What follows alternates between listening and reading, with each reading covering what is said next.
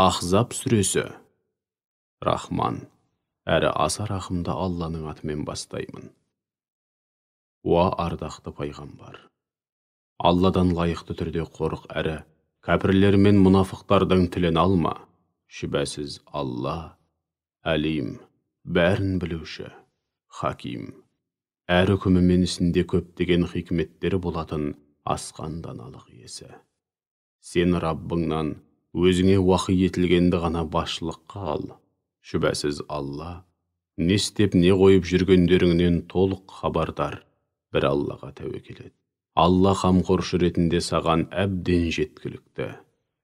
Алла бірде-бір адамның көкірек қуысында, біреуімен Аллаға, екіншісімен өзгелерге иман келтіріп құлдық ұрсын деп, екі бірдей жүрек жаратпаған. Надандық дәуіріндегі әдеттеріңе басып, сенің арқаң бұдан бұлай, мен үшін анамның арқасындай деу арқылы, өздеріңе харам қылған әйелдеріңді де сендердің аналарың қылмады. Сондай-ақ, аттарыңа жазылып алған асыранды балаларыңды да өз балаларың қылмады. Міне мұның бәрі құр ауызбен айтқан негізсіз сөздерің ғана. Алла болса, тек ақиқатты ғана айтады, һәм әрдайым тура жолға бағыттайды. Асыранды балаларыңды өз әкелерінің атымен атаңдар. Алланың құзырында ең дұрысы сол. Егер олардың әкелерін білмесеңдер, онда олар діндес бауырларың, әрі достарың болады. Олардың атын атағандарыңда, өгей әкелеріне телу арқылы байқамай қателессеңдер, күнәға қалмайсыңдар. Сендер тек жүректеріңдегі ниет пиғылдарың мен қасақана істерің үшін ғана күнәға батасыңдар. Алла құлдарына өте кешірімді, ерекше мейірімді. Пайғамбардың мүміндердегі ақысы һәм оларға деген жанашырлығы, олардың өз ақыларынан әрі жанашырлығынан әлде қайда артық. Сондай-ақ пайғамбар мүміндерге өз әкелеріндей, тіпті одан да артық болғандықтан, оның жұбайлары да мүміндердің аналары болып табылады. Алланың кітабы бойынша ет жақын туыстар бір-біріне мирасқорлық һәм өзара жәрдемдесу мәселесінде өзге мүміндер мен мұхажирлерден де жақын тұрады. Сонымен қатар, жақын достарыңа әркез жақсылық жасап, оларға да мал мүліктеріңнің бір парасын өсиет етіп қалдыра аласыңдар. Алланың кітабында жазылған үкім міне осы. Уа Мұхаммед, есіңде болсын, біз кезінде пайғамбарлардан атқаратын міндеттеріне қатысты берік уағда алған едік. Әсіресе сенен, Нұхтан, Ибрахимнен, Мұсадан және Мәриям ұлы Исадан, олардан өте ауыр серт алған едік. Әлбетте, Алла сөздерінде тұрған шыншылдардан, шыншылдықтарына сеніп тапсырылған аманатты сұрайды. Сондай-ақ ол кәпірлерге жан төзгісіз азап әзірледі. Уа иман келтіргендер! Алланың өздеріңе нәсіп еткен нығметін естерің алыңдар. Естеріңде болса мүшриктердің біріккен қалың қолы көздеріңді бір жолата жою үшін өздеріңе төніп келгенде, біз оларға қарсы қосындарын жермен жексен еткен дүлей дауыл мен көздеріңе көрінбейтін қалың әскер жібердік. Сол кезде Алла не істеп не қойғандарыңның бәрін анық көрген еді. Сонда біріккен жау қолы сендерге жоғарғы жақтан да, төменгі жақтан да төніп келіп, құрсап алған еді. Сол кезде көздер шарасынан шығып, жүректері ауызға тығылып, жаналқымға келген болатын. Сөйтіп, Алла жайлы сан түрлі жағымсыз ойларға қалған едіңдер. Міне сонда мүміндер өте ауыр сынаққа тап болды.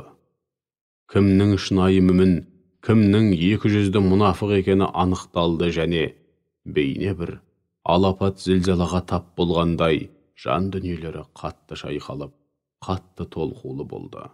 Сол бір қиын шақта екі жүзді мұнафықтар мен жүректерінде кеселі барлар, яғни иманы әлсіздер, демек, Алла және оның елшісі келешекте бәрінен үстем боласыңдар деп, бізді құрғақ уәдемен алдарқатқан екен ғой деп айтқан еді.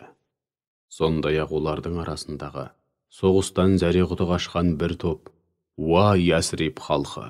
Енді сендер үшін бұл жерде дұшпанға қарсы шеп құрудың ешқандай мағынасы жоқ. Мынандай жойқын күшке төтеп бере алмайтындықтарың айтпаса да түсінікті. Одан да аман тұрғандарыңда үйлеріңе қайтыңдар» десе, енді бір топ: «Үй жайларымыз қорғансыз қалды» деп сылтауратып, пайғамбардан жамырап рұқсат сұрап жатты. Әйтсе де олардың үй жайлары қорғансыз емес еді. Анығында олардың бар көксегені жауға ту сыртын беріп, соғыс майданынан қашу болатын.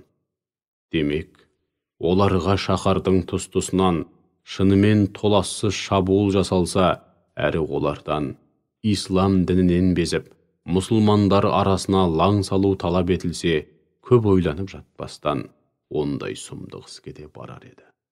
Анығында олар бұдан бұрын пайғамбарға қол беріп, дұшпанмен бетпе-бет келгендерінде әсте ту сыртын беріп қашпайтындықтарын айтып, Аллаға серт берген еді. Аллаға берілген серт үлкен жауапкершілікті талап етеді. Ендеше олар серттерін бұзған үшін жауапқа тартылады. Уа Мұхаммед, оларға: егер өлімнен немесе жау қолынан қаза табудан қорқып, қашатын болсаңдар, өйтіп қашқанның сендерге әсте пайдасы тимейді. Әзірге қашып құтылғанмен, бәрібір ғұмыр жастарың ұзармайды. Күндерің санаулы болғандықтан, қу тіршіліктің қызығын көп көрмейсіңдер деп айт. Сондай-ақ оларға: егер Алла бастарыңды бәлеге қалдыруды қаласа, немесе сендерді рахымына бөлегісі келсе, одан сендерді кім қорғап қала алады? Яки оған кім бөгет бола алады де. Егер Алла оларды, пенделерін, назарынан мүлдем тыс қалдыратын болса, онда олар өздеріне Алладан басқа қамқор ие де, қол ұшын берер жәрдемші де таба алмайды. Алла араларындағы өздерімен қоймай өзгелерді соғыстан айнытуға тырысатындарды және бауырларына: бастарыңды құрбосқа қатерге тігіп қайтесіңдер, одан да келіңдер, бізге қосылыңдар дейтіндерді әлбетте біледі. Олар онсыз да елдің көзіне түсу әрі олжаға кенелу үшін соғысқа тиіп қашып қана қатысады. Немесе олардың соғысқа қатысатындары некен саяқ қана. Олар сендерге қол ұшын беруге әрі Алла жолында бір нәрсе істеуге келгенде өте сараң һәм құлықсыз болады. Ал соғыс әбден қызып, бойларын үрей билегенде, бейне бір жаны алқымына тіреліп, өлейін деп жатқан жандай көздері шарасынан шығып, өзіңе телміре қарағанын көресің. Ал соғыс бітіп, үрейден толық арылғанда, бәріні өздері тындырғандай сараңдықтар ұстап, түскен олжаны өздеріңнен өлгенше қызғанып, сендерді біздей өткір тілдермен түйреп, жандарыңа бататын зәрлі сөздер айтады. Міне солар шынымен иман етпегендер. Сол үшін Алла олардың дүниеге қызығып, немесе ел жұртқа көз қылып істеген барлық істерін зая қылды. Бұл Алла үшін оп-оңай. Біріккен жау қолынан мұнафықтардан қорқып қалғаны соншалық, оларды әлі кете қойған жоқ деп ойлайды.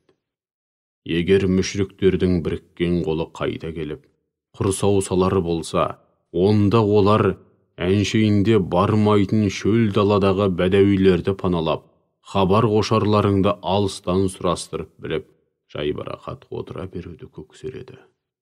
Ал араларыңда болған күннің өзінде ел жұртқа көз қылып, тиіп қашып қана соғысар еді.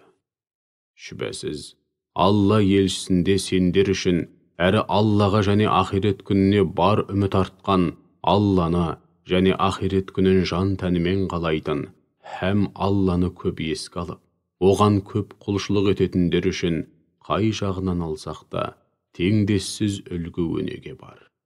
Ал мүміндер мүшриктердің жер қайысқан қолын көргенде, міне бұл Алла мен елшісінің бізге уәде еткен нәрсесі, Алла да, оның елшісі де әрдайым рас айтады деді. Бұл олардың иманы мен мұсылмандығын одан сайын күшейте түсті.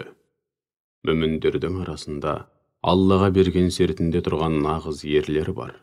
Олардың кейбірі уәдесінде тұрып, Алла жолында жанын пида қылды. Енді біреуі өз кезегін күтуде. Олар серттерінен әсте тайғанда әуелгі қалыптарынан еш айнығанда емес. Міне осылайша Алла шыншылдарды шыншылдықтары үшін ерекше сый-сияпатқа бөлейді. Ал екі жүзді мұнафықтарды қаласа азаптайды. Не болмаса, оларға тәубеге келуді нәсіп етіп, тәубелерін қабыл алады. Шүбәсіз Алла өте кешірімді. Әсіресе тәубеге келіп, өзіне бет бұрған құлдарына ерекше мейірімді. Алла кәпірлердің одақтасқан қолын діттеген мақсаттарына жеткізбей, оларды ашу ызаға булыққан күйлерінде құралақан қайтарды. Осылайша Алла мүміндерді кескілескен шайқассыз-ақ жеңіске жеткізді. Сөйтіп, Алланың жәрдемі мүміндерге жеткілікті болды. Алла қауи, тым күшті, азиз, бәрінен үстем әрі ұлы. Сондай-ақ кітап иелерінен мүшриктерге болысып, мұсылмандарға опасыздық жасағандарды Бәну Құрайза тайпасын қамалдарынан сүріп, жүректеріне үрей салды. Сонда олардың бір парасын өлім жазасына бұйырып, енді бір тобын тұтқынға алған едіңдер. Сөйтіп, Алла сендерді олардың жерлеріне, үй жайларына, мал мүліктеріне, сондай-ақ бұрын соңды аяқтарың баспаған Хайбар жеріне мұрагер қылды. Алланың құдіреті барлық нәрсеге толық жетеді. Уа ардақты пайғамбар, жұбайларыңа, егер қалағандарың дүниенің қу тіршілігі мен сән салтанаты болса, келіңдер, тиісті дүниелеріңді, ақыларың мен сый-сияпаттарыңды берейін де, бәріңе талақ айтып, жақсылық пен абыроймен қоя берейін. Ал егер Алланы, елшісін, һәм мәңгілік ақирет мекенін қаласаңдар, онда біліп қойыңдар. Алла араларыңдағы Раббысын көріп тұрғандай әр қадамын аңдып басатын игілікке құштар ізгі жандарға зор сауап, үлкен сый-сияпат дайындап қойды. Уа пайғамбар жұбайлары, араларыңнан кімде-кім пайғамбарды ренжіту, ғайбат, өсек айту және жала жабусында ашық арсыздыққа барып, күнәға батса, оның азабы екеселенеді. Бұл Алла үшін оп-оңай. Ал араларыңнан кімде-кім Аллаға және елшісіне шын жүректен мойын сұнса, әрі өзінің һәм өзгелердің жақсылық үшін игілікті істер істесе, оның сауабын екі есе арттырамыз. Және ол үшін жәннатта сондай керім мол, берекелі, зиянсыз әрі қайырлы ризық несібе дайындап қоямыз. Уа пайғамбардың жұбайлары, сендер өзге әйелдер секілді емессіңдер. Сендердің орындарың басқа әйелдерден бөлек. Сендер Алланы лайықты түрде ұлықтауға, оған қарсы келуден барынша сақтануға һәм өздеріңе лайықсыз іс-әрекеттерден аулақ болуға тиіссіңдер. Міне, сондықтан да бөтен ер адамдарға тіл қатқандарыңда қылымсып, назданып сөйлемеңдер. Жүрегінде дерті бар әйел құмар әлдегім шайтанның уәсуәсіне еріп, өздеріңнен дәмеленіп жүрмесін. Сөйлеген сөздерің жақсы, әрі салмақты болсын.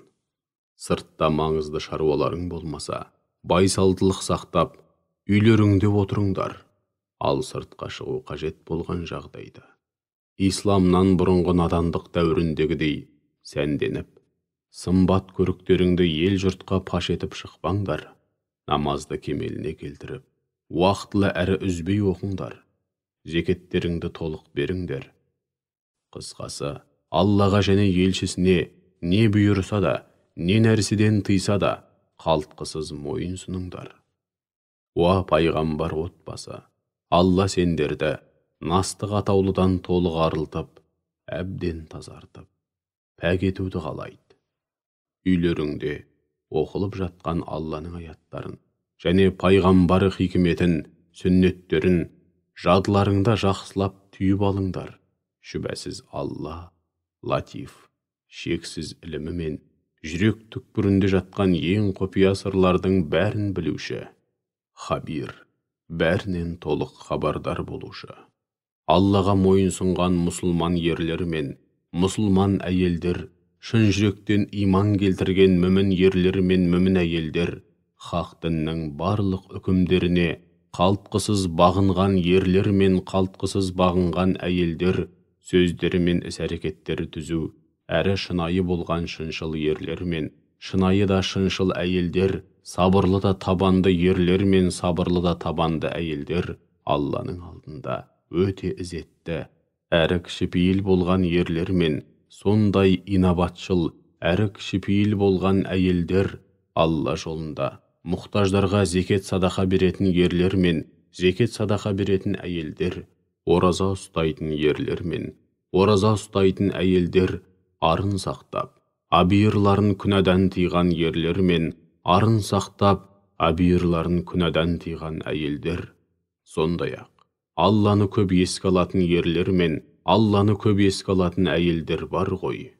Міне, Алла осынау ізгі жандарға ерекше кешірім мен үлкен сый-сияпат дайындап қойды. Алла және елшісі қандай да бір мәселеге қатысты кесімді үкім айтқанда, бірде-бір мүмін ер адам мен мүмін әйелдің өздеріне тікелей қатысты болған сол мәселеде Алла мен елшісінің үкімін бұлай қалдырып, басқа үкімді таңдау құқығы жоқ. Кімде-кім Аллаға және елшісіне қарсы келіп, асылық қылса, онда ол анық адасушылыққа ұрынды деген сөз. Уа Мұхаммед, Алла нығметіне бөлеген, өзіңде көп жақсылық жасаған адамың, әйелімен ажырасуды ұйғарып, алдыңнан өтейін деп келгенде оған, әйеліңнен ажырама, Алладан қорық деген едің. Сөйтіп Алланың өзі жарияға әйгілейін деп тұрған ақиқатты ішіңе бүгіп қалдың. Ел жұрттан бұл мәселені әдегенде дұрыс түсінбей қалама деп имендің. Дегенмен, Алладан қорыққаның әлде қайда абзал еді. Содан Зәйд әйелімен бір жола ажырасқан кезде, оның талақ еткен әйелін ғиддат мерзімі толған соң саған қостық. Біз мұны мүміндердің асыранды балалары өз әйелдерімен бір жола ажырасқан кезде, өгей балаларының талақ еткен әйелдерін алу мәселесінде, мұнымыз күнә немесе ұят болмас бекен деп қиналмау үшін істедік. Алланың әмірі сөзсіз орындалуға тиіс. Пайғамбарға Алланың өзіне бұйырған әрі адал еткен ісін орындауда ешқандай қиындық, тыйым немесе кедергі болмау керек. Алланың бұдан бұрын өткен пайғамбарларға қатысты жазуы да, ісі де сондай болған. Алланың әмірі әу бастан кесілген, міндетті түрде жүзеге асатын әрі әсте өзгермейтін кесімді тағдыр. Ол пайғамбарлар Алланың жолдауларын, әмір пәрмендерін айна қатесіз жеткізеді, һәм міндеттерін атқару барысында одан ғана именеді. Олар Алладан басқа ешкімнен именбейді. Жауапқа тартушы, әрі құлдарының істерін бағалаушы ретінде бір Алла жетеді. Мұхаммед, араларыңдағы бірде-бір еркек кіндіктінің әкесі емес, ол Алланың елшісі, һәм ең соңғы пайғамбар. Алла барлық нәрсені білуші. Уа иман келтіргендер, Алланы көп еске алыңдар. Оны мінсізсің, кемшілік атаулыдан, орынсыз іс істеп, лайықсыз үкім шығарудан әрі өзің жаратқан жаратылысқа ұқсаудан пәксің деп, ертелі кеш ұлықтаңдар. Алла сендерді, ой сананы, жүректі әрі жан дүниені шырмайтын тас қараңғы түнектерден жарық нұрға шығару үшін сендерге шексіз рахымы мен нығметін төгеді. Періштелер де сол мақсатта сендер үшін дұға етіп, Алладан кешірім тілейді. Шүбәсіз Алла мүмін құлдарына ерекше мейірімді. Олар Алламен қауышатын күні, қайғы мұңнан, азаптан бір жолата құтылып, мәңгілікте аман есен болыңдар деген ізгі тілекпен қарсы алынады. Алла олар үшін сондай керім, мол берекелі, зиянсыз әрі қайырлы сый-сияпат дайындап қойды. Уа Мұхаммед, біз сені ғибратты ғұмырыңмен ақиқатқа һәм қиямет күні үмбетіңе куә болушы, иман келтіріп игілікті істер істеген ізгі жандарды, сүйіншілеуші әрі кәпірлер мен тура жолдан адасқандарды ескертуші етіп жібердік. Сондай-ақ жындар мен адамдарды Алланың жолына оның рұқсатымен шақырушы әрі нұр шашқан жарық шамшырақ етіп жібердік. Ендеше, өзің шашқан нұрдың жарығымен тура жолға түскен мүміндерді сүйіншіле, оларға Алланың зор шарапаты тиеді. Кәпірлер мен мұнафықтарды тыңдама, олардың исламға қайшы ұсыныстарына құлақ аспа. Сонымен қатар, олардың өзіңе көрсеткен зәбір жапасын көңіліңе алма, бір Аллаға тәуекел ет. Алла қамқор ие ретінде саған әбден жеткілікті. Уа иман келтіргендер, мүмін, яғни мұсылман, христиан, немесе еврей әйелдермен некелескеннен кейін олармен жақындаспай тұрып талақ айтсаңдар, онда олардан басқа біреулерге күйеуге шығалу үшін ғиддат мерзімін күтуді талап етуге хақларың жоқ. Оларға егер мәһрі тағайындалған болса, оның жоқ дегенде тең жартысын, ал тағайындалмаса сый-сияпаттарын беріп, жақсылықпен, абыроймен жөніне жіберіңдер. Уа ардақты пайғамбар, біз саған мәһрін берген әйелдеріңді соғыстан түскен олжа ретінде Алланың өзіңе нәсіп еткен күңдеріңді өзіңмен бірге Алла жолында Мәдинаға қоныс аударған әкеңнің бауырлары мен апа қарындастарыңның қыздарын және анаңның бауырлары мен апа сіңілілерінің қыздарын адал еттік. Сондай-ақ мәһр сұрамай-ақ өзін пайғамбарға бағыштаған мүмін әйелді, әрине, егер пайғамбар онымен некелесуді қаласа, адал қылдық. Бұл соңғы үкім. Өзге мүміндерді былай қойғанда, өзіңе ғана тән. Ал мүміндерге, әйелдер мен қол астындағы күңдеріне қатысты не бұйырғанымызды бұдан бұрын білдірген едік. Ендеше бұл үкім, яғни мәһр атамай-ақ әйел алу, пайғамбарлық аса ауыр міндет болғандықтан, үйлену мәселесінде қиналып қалмауың үшін бір өзіңе ғана тән.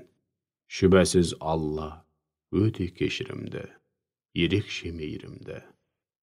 Уа Мұхаммед, әйелдеріңе кезекпен бару мәселесіне келсек, қайсы бірінің кезегін кейінге шегеріп, құжырасына кейін барсаң да, қайсысын кезегінен бұрын жаныңа шақырып алсаң да өз еркің. Сондай-ақ, кезегін кейінге шегерген әйелдеріңнің қайсы біріне ертерек баруды қалап, кезегін қайтадан алға шығарсаң да күнәға қалмайсың. Бұл олардың қуанышқа бөленіп шаттануы, кезектері кейінге шегерілгенде мұңаймауы үшін, сондай-ақ бәріне бірдей жақсы қарайтындығыңның арқасында барлығының да көңілдері хош әрі өзіңнен разы болу үшін ең лайықты үкім. Алла жүректердегінің бәрін біледі. Алла алим, бәрін білуші, халим. Құлдары қанша жерден күнәға батса да өте сабырлы, сондай жұмсақ. Бұдан бұлай саған басқа әйелдермен некелесу, яғни бұған дейінгі адал жарларыңа талақ айтып, көркіне қанша жерден тәнті болсаң да, басқа әйелмен көңіл қосуды харам еттік. Алайда, қол астыңдағы күңдеріңнің жөні бөлек. Алла барлық нәрсені толық бақылап тұрушы. Уа иман келтіргендер, пайғамбардың құжыраларына рұқсатсыз кірмеңдер және пайғамбар үйіне ауқаттануға шақырылғандарыңда уақытынан ерте барып алып, астың пісуін күтіп отырмаңдар. Дастарханға шақырылғандарыңда ғана кіріңдер және тамақтанып болған соң, әңгіме дүкен құрып отырып алмай, бірден тарап кетіңдер. Өйткені бұл қылықтарың пайғамбарды қапаландыруда, алайда ол сендерден ұялғанынан үндемеуде. Ал Алла ақиқатты ашып айтудан тартынбайды. Сондай-ақ егер пайғамбарлардың жұбайларынан сұрайтын нәрселерің болса, перденің ар жағында тұрып сұраңдар. Міне сол өздеріңнің де, олардың да жүректеріңнің тазалығы үшін ең лайықтысы осы болмақ. Сендердің Алла елшісінің көңіліне қаяу түсіруге қақыларың жоқ. Сондай-ақ одан кейін оның пәк жұбайларымен әстен некелесе алмайсыңдар. Бұлай істеу Алланың құзырында өте үлкен күнә болмақ. Қандай да бір нәрсені жария етсеңдер де, яки іштеріңе бүгіп қалсаңдар да, естеріңде болсын, Алла барлық нәрсені білетін, шексіз ілім иесі.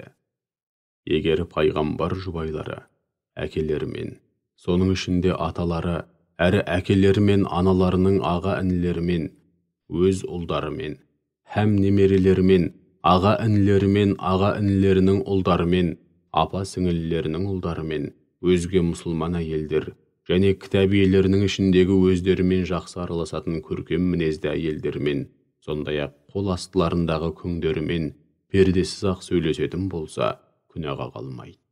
Сонымен қатар, уа пайғамбардың пәк жұбайлары, сонымен қатар, Алланы тиісінше тағзым етіңдер, һәм оған қарсы келіп, асылық қылудан барынша сақтанып тақуалық аясында өмір сүріңдер. Өйткені Алла барлық нәрсеге толық куә болушы.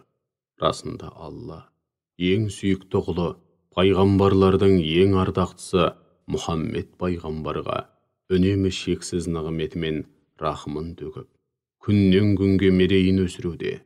Ал оның періштелері болса, ол үшін үнемі игі тілек тілеп дұға етуде. Уа мүміндер, ендеше сендер де оған шын жүректен салауат айтып, құрметпен сәлем жолдаңдар. Яғни оны шын жүректен ардақтап, оған Алланың рахымы мен есендігін тілеп, бар ықыластарыңмен дұға етіңдер, және оған қалтқысыз мойын сұнған күйде сәлем жолдаңдар. Аллаға, пайғамбарға және ислам құндылықтарына сөзсіз әрі іс жүзінде қарсы келіп, Алланы және елшісін ренжіткендерді Алла бұл дүниеде де, ақиретте де рахмынан аластатады, һәм оларды қор қылатын азап дайындап қойды. Сондай-ақ мүмін ерлерді және мүмін әйелдерді орынсыз сөздер әрі іс-әрекеттермен нақақтан нақақ ренжіткендер, қып-қызыл жала жапқан һәм анық күнә арқалаған болады. Уа ардақты пайғамбар, жұбайларыңа, қыздарыңа және мүміндердің жұбайлары мен қыздарына үйлерінен шыққанда және бөтен ер кісілердің алдында жеңіл киімдерінің сыртынан ұзын әрі кең киім кисін деп айт. Бұл олардың иманды да, арлы әйел баласы ретінде танылуы, һәм нақақтан нақақ ар намыстары тапталып қорлық көрмеу үшін қолға алынатын ең лайықты іс. Алла мүміндерге өте кешірімді, ерекше мейірімді. Егер мұнафықтар, жүректерінде рухани дерт болғандар және исламның орталығы Мәдина шаһарында лаң салып елдің шырқын бұзу үшін сөз тасып өсек баққандар, мұндай теріс қылықтарынан бір жола тыйылмаса, саған олардың үстінен билік жүргізуге пәрмен береміз. Содан кейін олар жаныңда ұзақ уақыт бола алмайды, яғни көп ұзамай-ақ ерсі қылықтар үшін қуғын сүргінге ұшырайды. Ондайлар Алланың рахмынан бір жола қуылғандар. Олар қай жерде ұшырасса, бірден тұтқындалады және өздеріне лайықты түрде өлтіріледі. Алланың бұдан бұрын өткен барлық қауымдарға қатысты айнымас заңы да, ісі де осындай болған. Алланың заңынан ешқандай өзгеріс таппайсың. Адамдар сенен қиямет қайымның уақытын сұрайды. Оларға ол жайлы нақты мәлімет Алланың құзырында деп айт. Қайдан білесің? Бәлкім оның уақыты таяп та қалған шығар. Расында Алла кәпірлерді рахмынан мәңгілікке аластады, және олар үшін жалынатқан жаһаннам отын дайындап қойды. Онда олар мәңгі бақи қалады. Сондай-ақ олар өздеріне қамқор болатын ие де, қол ұшын берер жәрдемші де таба алмайды. Жүздері һәм тұла бойы, бейне бір істікке шаншылып отқа қақталған еттей, ары-бері аударылып, төңкеріліп, тозақ отына қақталадың күні олар, қабәт деген ай, Аллаға мойын сұнғанымызда ғой, пайғамбарға қалтқысыз бағынғанымызда ғой деп аһ ұрады. Сондай-ақ олар: уа Раббымыз, анығында біз діннен безген, басшы көсемдеріміз бен ұлықтарымызға бағындық. Сөйтіп олар бізді тура жолдан адастырып жіберді. Уа Раббымыз, оларға екесе ауыр азап тартқыз, оларды рахмыңнан ендігәрі үміт ете алмайтындай етіп, мүлдем аластап жібер деп айтады. Уа иман келтіргендер, Алла елшісіне қарсы келу арқылы Мұсаға орынсыз жала жауып, көңіліне қаяу түсірген бейбақтарға ұқсап жүрмеңдер. Біле білсеңдер, Алла қауымының ол жайлы айтқан қауесет сөздерінің қып-қызыл жала екенін айқындап, оны толық ақтады. Ол Алланың алдында өте абыройлы еді. Уа иман келтіргендер, ендеше Алладан лайықты түрде қорқып, оған қарсы келуден, әрі азабынан барынша сақтаныңдар, және әрдайым жібі түзу сөз айтыңдар. Сол арқылы Алла істеріңді түзу қылып, күнә қателіктеріңді кешірсін. Кім-де-кім Аллаға және елшісіне қалтқысыз бағынса, зор бақытқа, толайым табысқа жетері сөзсіз. Расында біз аманатты, яғни өз еркімен Аллаға лайықты құл болу сынды үлкен жауапкершілікті 7 қат көкке, жерге және тауларға мойындарыңа алыңдар деп ұсындық. Алайда олар оны мойындарына алудан қашты. Оның ауыр жауапкершілігінен қорықты. Сөйтіп оны адам баласы өз мойнына алды. Шүбәсіз, адам баласы тым залым, яғни әділдікке қас, қателікке, күнәға жақын, һәм жауапсыз келеді, әрі өте надан, ақиқаттан бейхабар, ғапыл, парықсыз, һәм нәпсісіне ергіш келеді. Нәтижеде Алла мұнафық ерлер мен мұнафық әйелдерді және мүшрик ерлер мен мүшрик әйелдерді азаптайды. Сондай-ақ Алла мүмін ерлер мен мүмін әйелдердің тәубелерін қабыл етіп, оларды ерекше рахмына бөлейді. Шүбәсіз Алла өте кешірімді, әсіресе тәубеге келіп, өзіне бет бұрған мүмін құлдарына ерекше мейірімді.